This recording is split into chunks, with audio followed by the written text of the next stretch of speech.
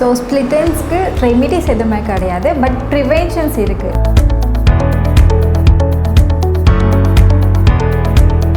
The main reason for split ends வந்துட்டு dryness. So ட்ரைனஸ்க்காக நம்ம என்ன பண்ணணும்னா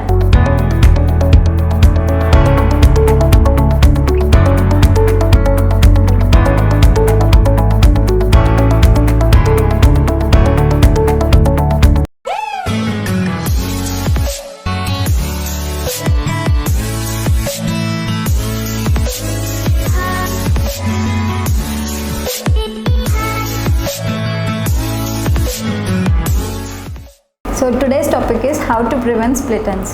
So split ends எப்படி பண்ணணும் அது தெரிஞ்சுக்கிறதுக்கு முன்னாடி ஸோ எப்படி அக்கர் ஆகுது அது தெரிஞ்சுக்கலாம். ஸோ ஹேரில் வந்து பேசிக்காக மெயின் லேயர் வந்து cuticle, the outermost layer, upper லேயர்னு சொல்லுவோம். ஸோ இந்த லேயரில் அதிகமாக லைக் டேமேஜஸ்னால லைக் ஹியூமிடிட்டி, ஹீட், இது எல்லா ரீசன்ஸ்னாலேயும் லைக் ஹேர் வந்து டேமேஜ் ஆகும். டேமேஜ் ஆகிட்டு ட்ரை ஆக ஆரம்பிக்கும்.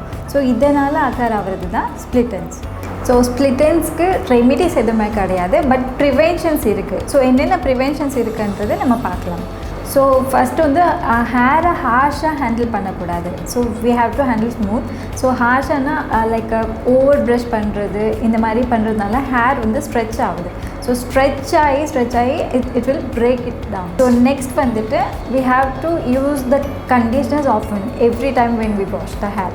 ஸோ எவ்ரி டைம் எப்போவுமே ஹேர் வாஷ் பண்ணும்போது we have to use the conditioners to close the cuticles. So the main reason for split ends வந்துட்டு dryness. So drynessக்காக நம்ம என்ன பண்ணணும்னா deep conditioning, like moisture content கொடுக்கிறது, like spas பண்ணுறது once in a 15 days அந்த மாதிரி பண்ணிட்டே இருந்தால் we can prevent the split ends. So the next thing is like every 6 months once நம்ம ஹேரை ட்ரிம் பண்ணணும். ஸோ நீங்கள் ஹேர் கட் ரொம்ப லென்த்து போகக்கூடாதுன்னு நினச்சிங்கன்னா at least we can trim the hair every 6 months once.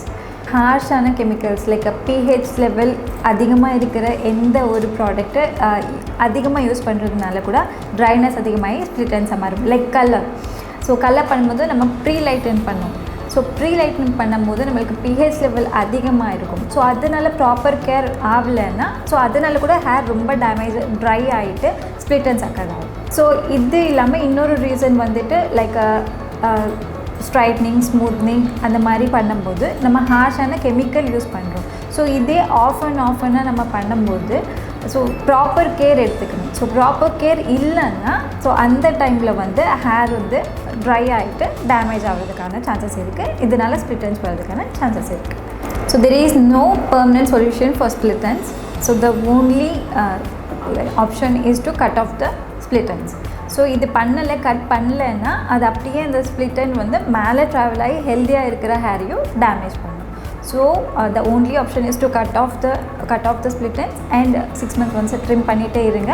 So cut பண்ணதுக்கப்புறமா மாய்ஸ்சரைஸ்டாக ஹேரை மெயின்டைன் பண்ணுங்கள். And every time shampoo use பண்ணும்போது கண்டிஷ்னர் யூஸ் பண்ணிவிட்டு moisturising like every 15 days once spa பண்ணிக்கிட்டு மாய்ஸ்சரைஸாக வச்சிங்கன்னா ஸ்ப்ளிட் எண்ட்ஸை ப்ரிவென்ட் பண்ணலாம். ஸோ இதுக்கப்புறமா உங்களுக்கு ஏதாவது டவுட் இருந்ததுன்னா ப்ளீஸ் கமெண்ட் பண்ணுங்கள். நோட்டிஃபிகேஷன் பட்டனை ப்ரெஸ் பண்ணுங்கள். தேங்க்யூ.